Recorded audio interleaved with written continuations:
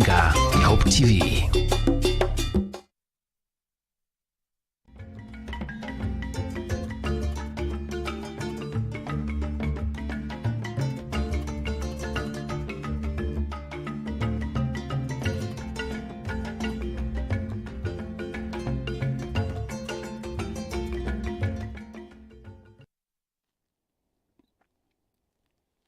Welcome back. This is Hope at Dawn. Being a Tuesday, it's one day at a time. And we have guests who come and they just enlighten us. They just make us a better people. And today we continue with the same. And as had been mentioned earlier this morning, we are looking at empowering children with learning disorders. How do we how do we get to help them even in this journey of life, especially when it comes to their education as well?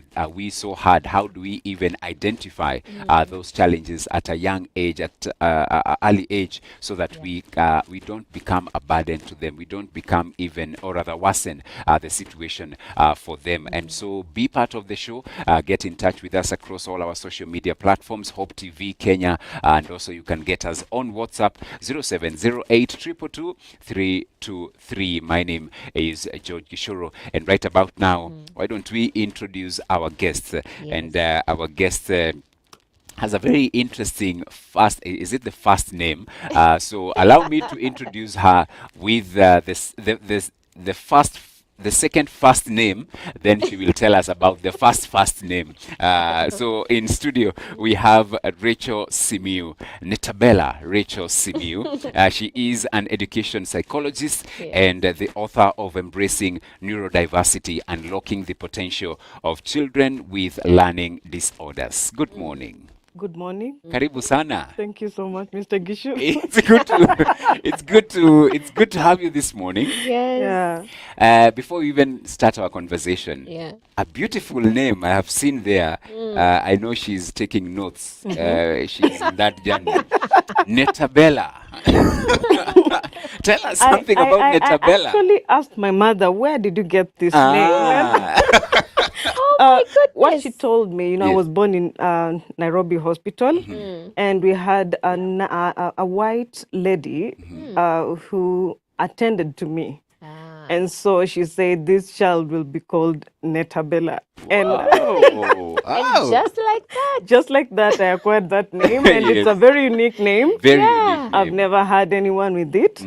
So I wonder where she got it from. I know the Bella. The Bella part. The Bella we know. The Bella we know. Yeah. Nettabella.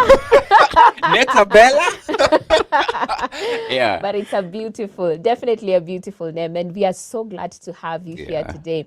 Before we started the show, I was just telling you guys about a movie I watched some time back, a long time ago, that made me shed tears because it was just so hard to watch when parents and teachers could not understand that a kid basically, because I could say he was maybe about 6 years old, 7 years old. They couldn't know that this child had a learning disorder, and they were comparing, they were beating him up, and this just made the situation worse. So I think even in our today's world, this is not a topic that is mostly discussed. People shy away, especially parents. They're like, hapana, huyu ni kichwa ngumu tu. But actually, there's more to it. So that's why we feel it's important to know, how do we empower children with learning disorders? And of course, our amazing guest, Nettabella, is here. And she will help us to just talk about this in a broader way and perspective. So please do just tell us about yourself and why you even pursued this line. Okay, Nettabella Rachel Simiyu. The first thing about me is that I'm an author. I love writing, and most of the time I concentrate or I put my ideas through words. And apart from writing, this Nettabella here is an educator. She's a health educator, currently teaching a subject called personal, social, and health education. I think it's not so common. It's not a common subject, but it's mostly found in international schools, and that's where I'm based. And Nettabella is an advocate for children, actually an advocate for human rights. That's rights of children and basically women. I think I'm biased to women and children. I don't yeah. know why. Apart from that, Yeah. Yes. Nettabella has a final career exit. Mm. Tell us more about And, and, that. and for that career exit, you see, Yes. sometimes you get tired about on like standing on the board and teaching, and you might feel that I'm more than that. Yeah. I had this feeling that I'm more than just standing in front and teaching children. And that's why I ventured into education psychology. But before I did that, I did a course in applied behavior analysis. Although I'm yet to be accredited to start practicing, it's almost equal to a clinical psychologist, what they do. That is intervention of children and trying to know why or how they should be assisted, Yeah. especially those that have learning disorders. But after that course, I felt that, no, I need a master's degree in education psychology. And that's exactly where my exit career should be. Yeah. Wow. Very unique. You already have an exit I have an strategy. exit strategy. There's somebody who said Yeah. for every strategy, you have to Yeah. add a strategy to it. Oh, wow. Wow. Wow. Okay, Gigi, you know, can And, you... and above that, above that, I'm a mother. Oh, beautiful. Yeah, I'm a mother, and I have one special child that I can't say that this child is not intelligent. He's a very intelligent boy. Yeah. In fact, when I observe him, he's more intelligent than the rest, because the kind of questions that this child asks you are too high for his level. But what happens is that he is extremely hyperactive. And this always puts me on the edge. Yeah. Yeah. Yeah, so Can that's imagine. basically what I Yes. am. Yeah. Okay. Yeah. And if we can start our conversation now with the question, what really motivated you? You know, we would love to get to know what motivated you to become, you know, an education psychologist. And at least you have given us a foundation of what it entails. Yeah. So the first instance, I met a student. I won't mention the name of the school, and I won't that's okay. mention the student Yeah. because of ethical issues. There's this student that had me to really think. You know, I'm a very curious person, and I really wondered, why is this children behaving this way? There's a student at a certain station, workstation, that we were always at loggerheads, and I was wondering, why are we always fighting? I wanted to understand this child. And from the basics of it, the boy had, he had difficulties in writing. I really wanted to know what emanates from this. Is it that he doesn't want to do my assignment? So it kept me wondering, what's wrong with this child? Apart from that, there's another situation. I have a nephew, a very close nephew. He's the son to my late sister. And this young boy had difficulty from the time he joined Form 1. And it really disturbed me as a teacher, not as a parent, as a teacher. Yeah. And I talked to one of my colleagues where he was. He's a teacher. He's called Mr. Kiboi. I asked Mr. Kiboi, how is this boy going on? And he told me, you people, you guys are going to waste this boy. I think he had seen something that probably I hadn't seen. Yeah. Yeah. And I wanted to know more. What do you mean by we are wasting him? And he explained it to me. Take this boy to a TVET institute, a technical institute, because he can barely read even a sentence from a book. And you see, it was like a discussion in the staff room, and it really broke my heart. You know, so I decided, let me take an initiative to convince my mother that this boy needs more than high school. So that's the starting point. Yeah.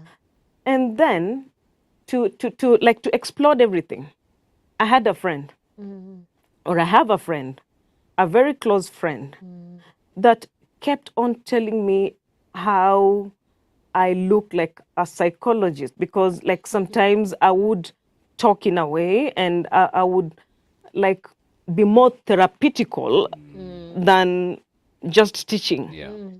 And when I looked into it, I made a decision and said, why don't I try it? Because sometimes I find myself that students come to me to ask me for guidance. Maybe I should try psychology, but I need to focus on education. That's how I ventured into this career. Oh, wow. And that's a very, beautiful story of even others, shining that light in places we didn't even think. And today our focus is on learning disorders, and maybe just for us to have a foundation, because even when I was explaining that story, you asked me which disorder was it. So maybe let's talk about the types of disorders that are there. So first, let me say, probably all of us have learning disorders. Okay.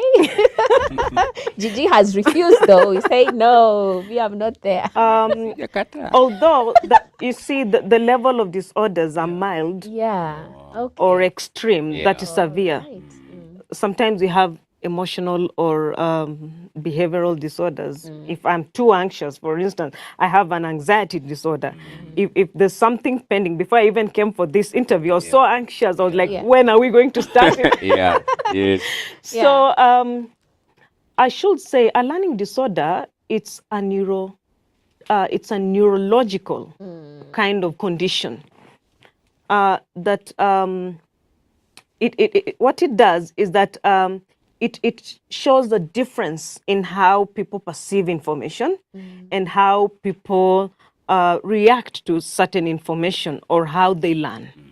And that's how they bring the differences in learning. And you find that some people have challenges in learning something.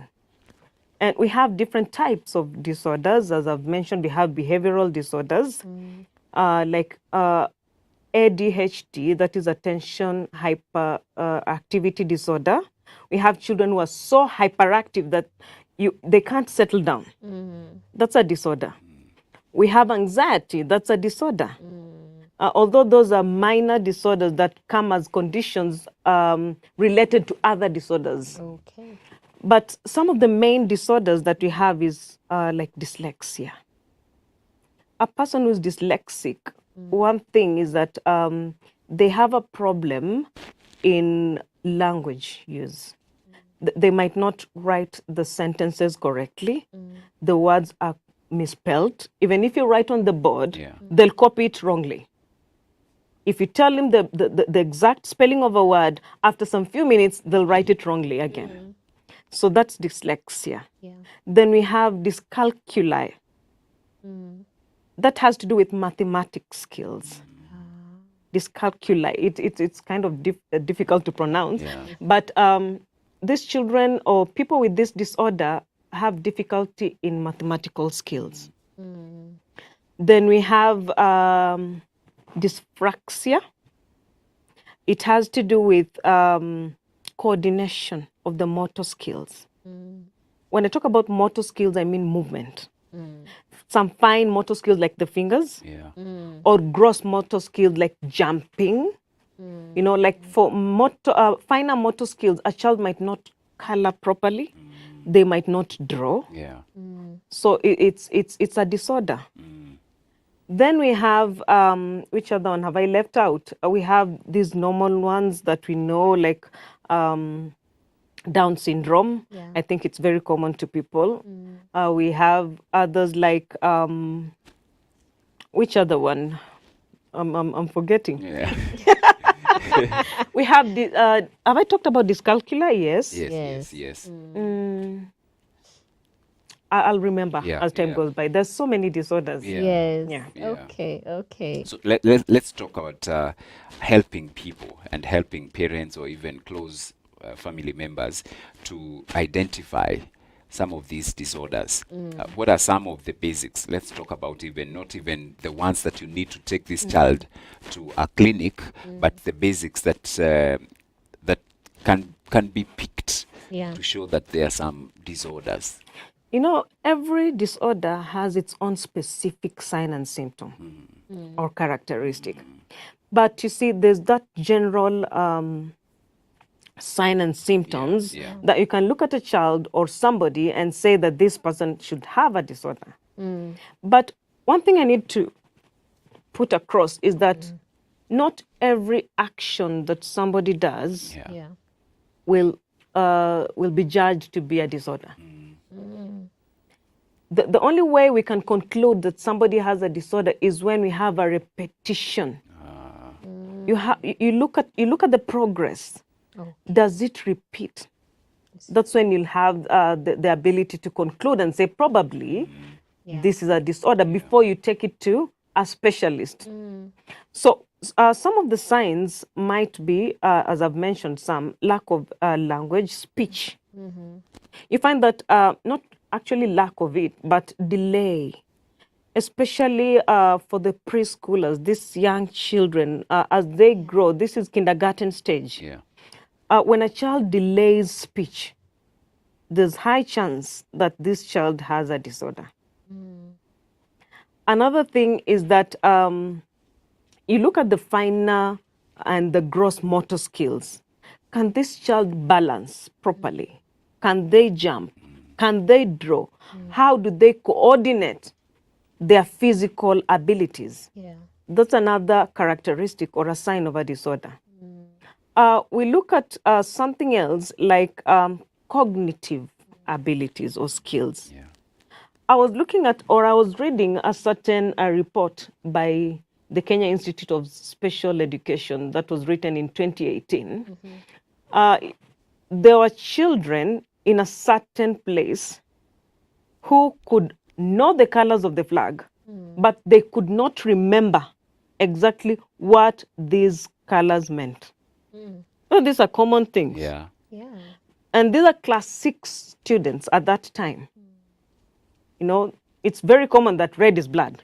Who doesn't know that? But they could not tell it. There's another instance where some grade 2 or 3 children could not remember some certain text that they've read. So cognitive skills, when they lag behind, then that's an indication that this person or a child has a disorder. Another thing is social and behavioral characteristics. Children with disorders, especially a child with autism syndrome disorder, would like to be in their own shell.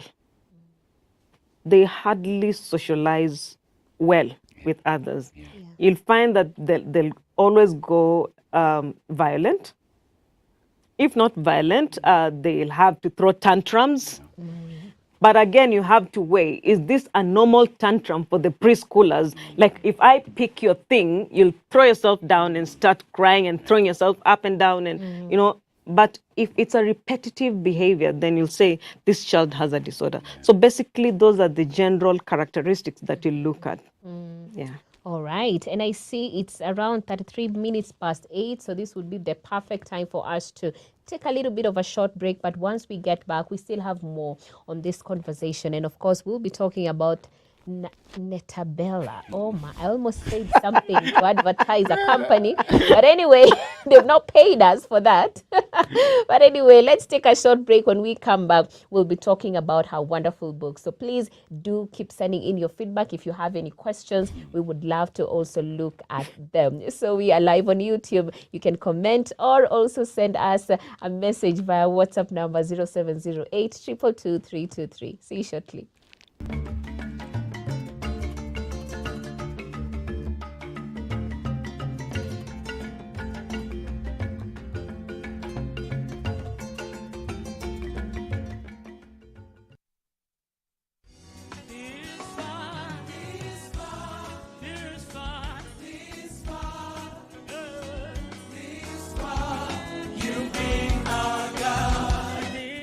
Get Ebenezer by Jane Allaire as your Skiza tune. SMS the word Skiza 88300023 and send to 811. Hope Skiza, spreading the hope.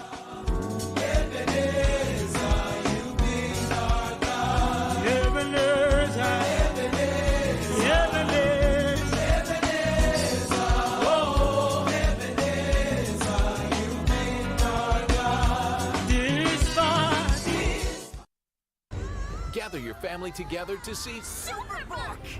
Come explore with Chris. Awesome. Joy. Where are we? And Gizmo as they journey back in time. You have done evil in the sight of the Lord. You have built temples and altars to the false god Baal. I see 4 men walking around in the fire unharmed. It appears we are now in ancient Persia, 5th century BC. There'll be action, fun, Here we come. Oh, right. and plenty of adventure. Superbook!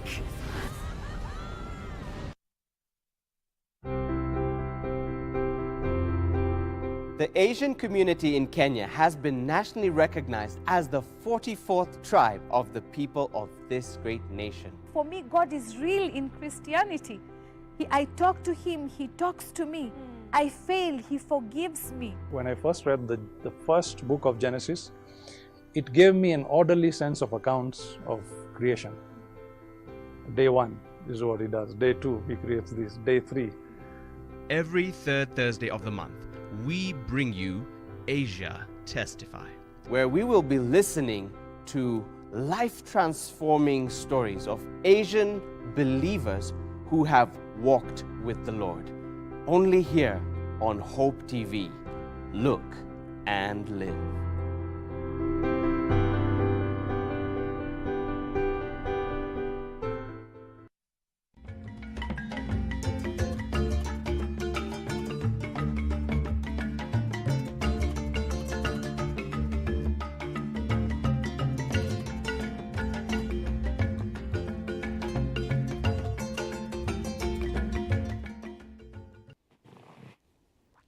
Welcome back to Hope at Dawn right here at Hope TV. It's one day at a time, and so we are learning and learning so much this morning. Nettabella is our guest in studio, and we are looking at learning disorders. Any question you could be having, get in touch with us on our social media platforms, and also you can get us on WhatsApp 0708222323. Welcome back, Nettabella. And the question also I feel people are asking personally is the misconceptions.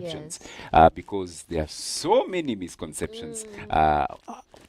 Give us some of the main misconceptions that we have and people have in as far as learning disorders are concerned. Well, I remember one time when my mother was trying to assess, like I tried to tell her that I feel this young man has some difficulty.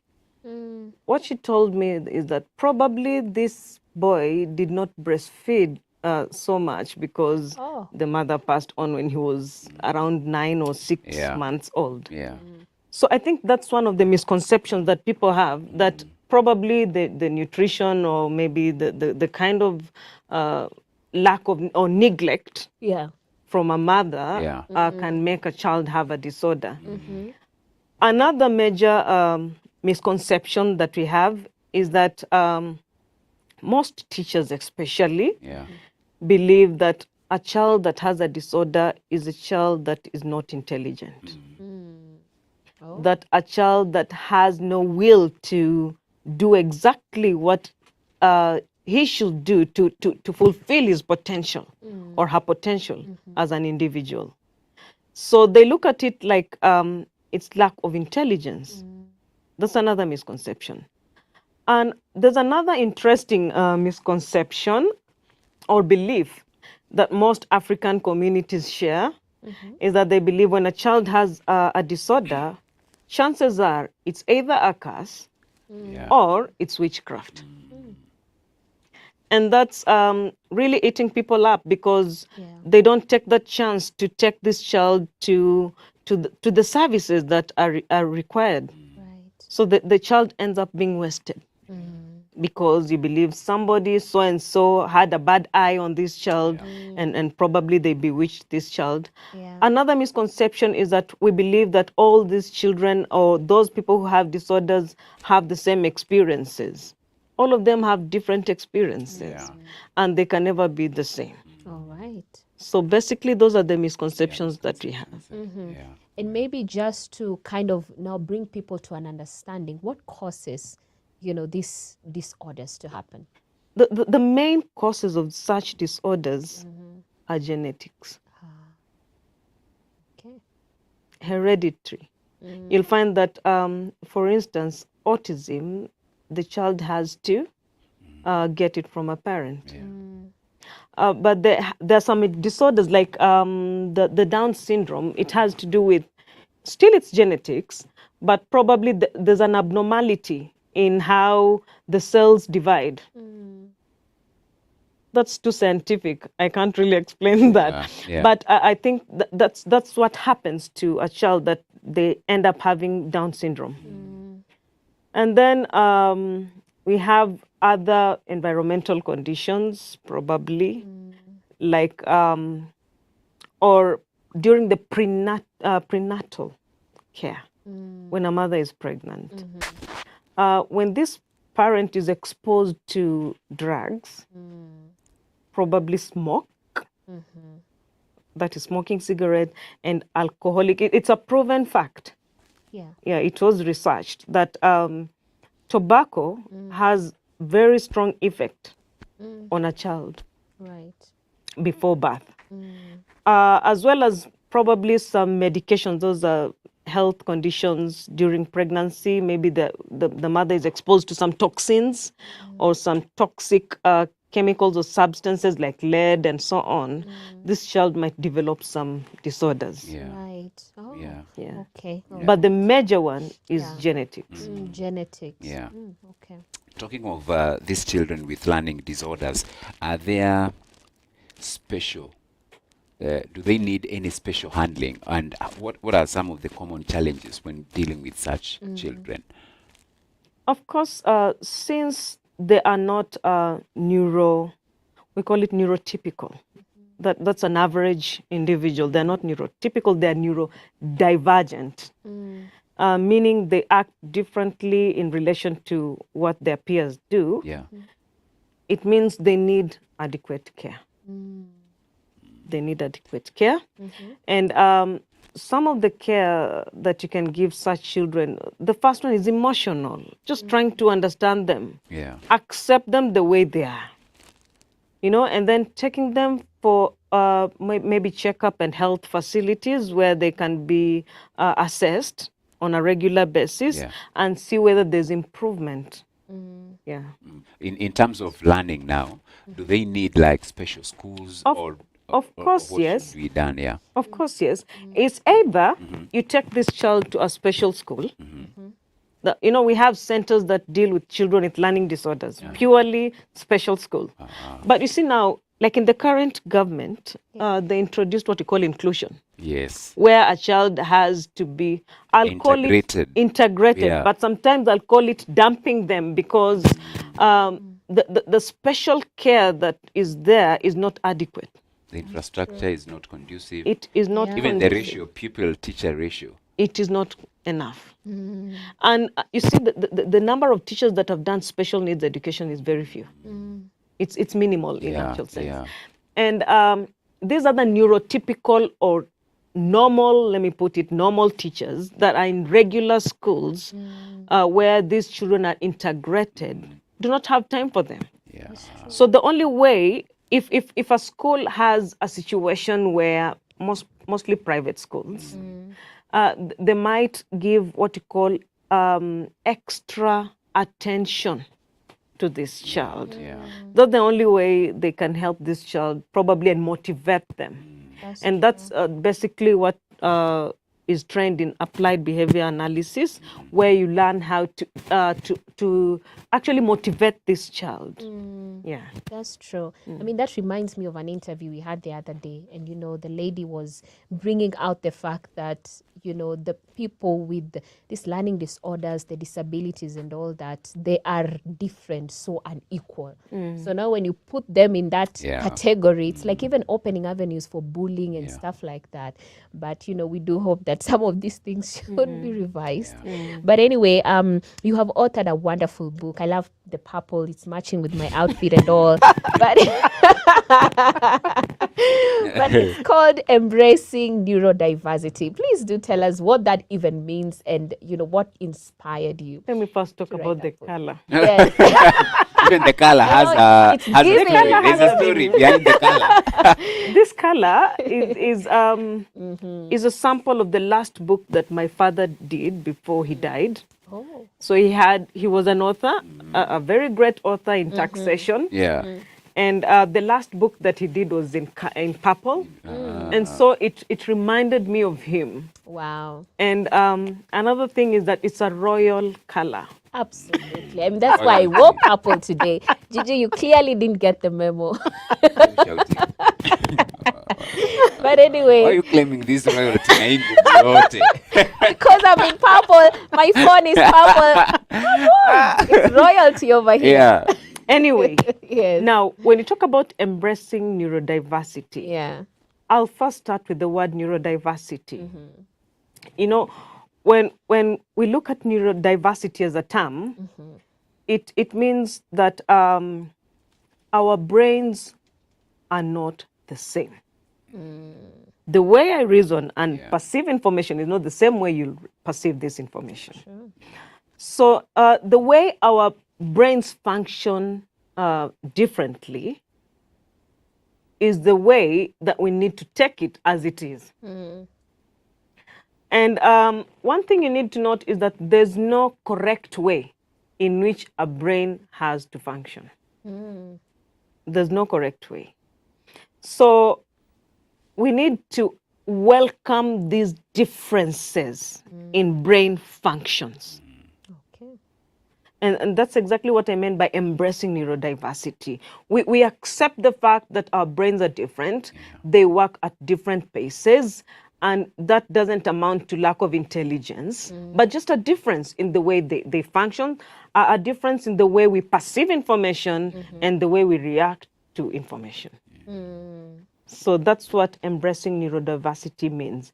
And when I came up with this book, in my head, I thought that by the fact that I've accepted that children are different, even in my house, children are different. And I accepted them the way they are. So we need to embrace them the way they are differently and not try to compare and say, your brother is not doing this way, you're not. You embrace it. And as a result, we'll eventually unlock the potential of these children. Yeah. Wow. Yeah. Like I have a daughter that's not as sharp as the boys, but she's very good in soccer. Wow. She started playing at a very young age. And she loves soccer so much. Or it's either soccer or football. It depends. This one used to play football. That's why you can coach her. Yeah, she will thrive. She will soar.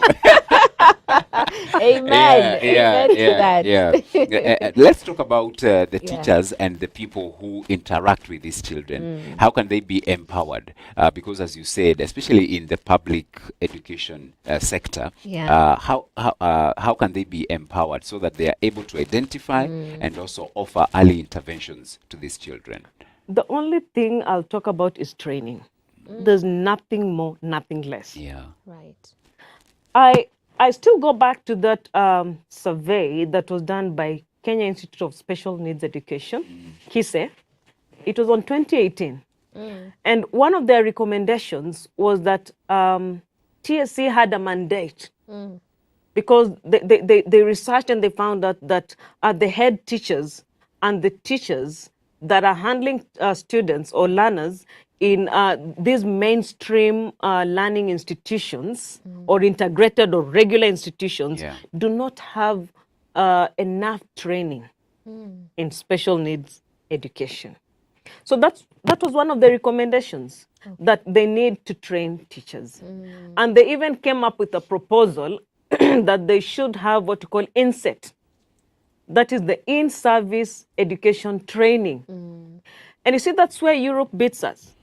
Because they have online training for teachers, and these are the international schools probably, to keep teachers abreast on challenges that the students face. And that's exactly the gap that is there in the Kenyan government, that these teachers who are in the mainstream learning need, I'm not saying that the government does not support special education, it does, but it's not enough. And the only way they can embrace this neurodiversity, they can help the learners more to a satisfactory level is by training them. Whether they've already done teaching as a course, they need to be refreshed on special needs cases. I mean, teachers don't even know, some teachers don't even know what dyslexia means. They know it on the books, but they cannot handle such a child. Wow. And maybe now even talking about now the parents, because I'm sure sometimes it can be a battle even within, you know, accepting, not knowing what to do with the trauma and the stigma associated. But how do you encourage these parents, you know, to deal with maybe their kids who have these learning disorders, the neurodiversity? How do you, you know, empower them to just know what to do in such situations? Basically, it's through dialogue. Engaging them into deep conversation and communication. And especially if you're an educator, that's an advantage because you will engage these parents during what you call the parent-teachers conferences. Try to show them that there's a problem here and make them accept the fact. But sometimes it's a challenge. I had one parent whom I tried to tell that your child should be having dyslexia because I had even taught about dyslexia story. And I felt this child has a dyslexic problem because of the spelling errors and all that. But the parent denied and said, no, my child has to do first language English and that's it. But later on, the results proved that this child cannot make it in the first language. So it's just talking to them to accept the fact that these children are different and they have to be taken the way they are. Another thing is that advocating for these children can also help. Creating that awareness that children are different, so that when a parent realizes this, it doesn't come out like something new to them. It's something they can absorb and adjust to it.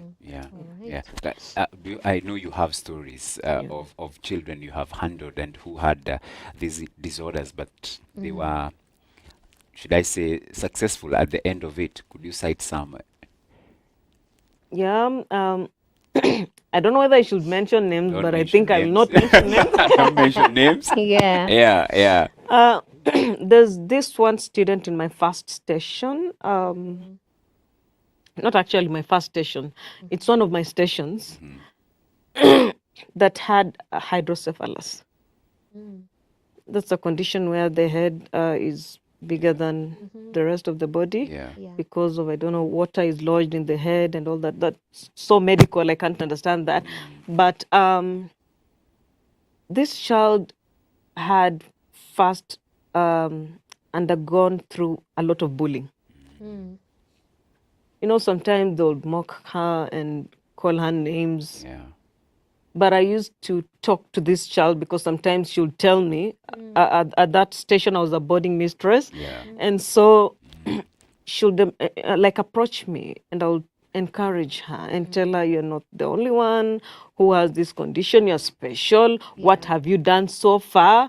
She told me, I'm a musician. I said, fine, you can excel in music. And of course, she's already an established musician. But she needed that moral support. There's another student that I just mentioned about dyslexia. When he realized that he could not handle first language English, he decided to now follow what I said previously and went for a second language. The other day, he sent me a message on Telegram, told me, Miss, do you know what? I made it in second language. And I'm so happy. At least I'm proud of myself and I can do something else. He's so good in mathematics, by the way. And he had the dream of becoming a pilot. Wow. And I said, fine, that's great. Yeah. I'll talk about my nephew. He never used to read. And it really tormented me, I told you that. Yeah. But right now, as we speak, he has already done a course in mechanical, this mechanical, I don't know what kind of mechanical engineering or what, but it has to do with panel beating and all that. And he has done an exam and he's passed. A NITA exam, and now he's successful. I'm seeing him going in a successful path. So what it tells me is that we don't have to confine these children into classwork. If they cannot manage this, then let them do something that is practical. So we need to have a shift, especially the culture that we have inculcated in ourselves and also in our children, that for you to be someone, you must thrive in your classwork. Exactly. Not knowing that people are, are talented and able in other fields differently. Yes. Yeah. Because I think even African parents, like Talanta. And many a times, Talanta, you want to pursue talents, not in my house. No, for you, you first of all need to finish your education. Be serious with life. So if you're pursuing talent, you're not serious. I think it's a shift that we need to inculcate. in us. Like for instance, my late father used to tell me, English, literature, those are bogus courses, Yes. bogus subjects. Yeah. But actually, it made me a writer. Wow. Yeah. And a beautiful book for that matter. In purple. Yes. But anyway, time is not on our side, but I wouldn't want to finish this interview without you encouraging the teachers and the parents who are watching us this morning. Probably they just realize, oh my, I've been doing this wrong. Maybe what is that word of encouragement you would tell to parents and the teachers that are watching us this morning who maybe actually are handling cases of learning disorders in the children or in the pupils that they have? You can look at your camera here. Okay. My dear teachers and parents, or my fellow teachers and parents, what I'd like to say is that these neurodiversity challenges are everywhere. And one thing you need to know is that they're here to stay. They won't go anywhere. So the only thing you can do is to embrace these children. They're special. And being an encouragement to them is godly. That's one thing you need to know. Somebody who told me it's godly. And exactly when you lift a hand and take a child to another level, it makes you happy. It fulfills you as an individual. So let's accept these children the way they are. Let's not take them like they're failures in life. Let's not take them like there's nothing else they can do in life, but they have a life and they have a potential to fulfill in their lives. So that's exactly what I'll pass across. And together we shall make these children to unlock their potentials as individuals. Thank you. Beautiful. Thank you for that information. Thank you for the encouragement and even opening our eyes in another dimension that we had not seen it. So thank you so very much. Continue with the good work that you are doing of encouraging parents, encouraging these children, and together we are able to make a brighter society. Absolutely. Thank you so much. Yes, amazing. Yeah. And one thing I've noticed even with those who have learning disorders, there's Yeah. just something special about them. If only we can unlock it, if Yeah. only we can look deep and dig deep, we'll Stop confining realize. them. Yes, you'll realize that they are better than we even thought possible, and they could be even our future leaders. So right about now, we are concluding the show, but please do tell the people where they can find that beautiful, wonderful book, and also how they can keep in touch with you as well. Okay, to reach me, you can find me on the Facebook page. They say Facebook is for the X generation and the millennials. Yeah. You can find me on Facebook by my names. I don't hide my names. It's Nettabella Rachel Simiyu. That's where you can get me. My number is 0723 929528. You can order your book. I don't think I need to sell this book, actually. It's just to give it out to parents and educators to learn. But of course, I need to cover up some expenses. Yeah. People sell books at 1,000 and I don't know how many shillings, but I only take it at 800 shillings just to cover the cost of the printing and all that. Yeah. So in case any parent or any educator feels the need to learn how to embrace these children at 800 shillings, you can call me or text me or WhatsApp me. I'm available. I'm always accessible. All right. Yeah. And maybe would you like to share the number, or how can people do that? I've already shared the number, 0723 929528. All right. Yeah. Right. I see here a message from Veronica Maina. She says, the great Netta, such a force this woman is. I like that. Yes, indeed, you are a force. And thank you so much, Veronica, representing so many of our viewers this morning. And thank you for your company. Thank you for tuning in to the show. It's been real, the One Day at a Time segment, just here to motivate and encourage and inspire people that indeed God is working and working through men and women. So if you're there and you think that your story should be heard, should be shared, get in touch with us on our WhatsApp platform as well. And you never know, you could be the one seated where Netta is sitting this morning. So thank you so much. Regards to everyone, Netta, and God bless you. God bless you. Right. Thank you. Mungu akubariki tena sana. And may you keep shining. We need such voices in our world today. And you know, Netta, you baptized her.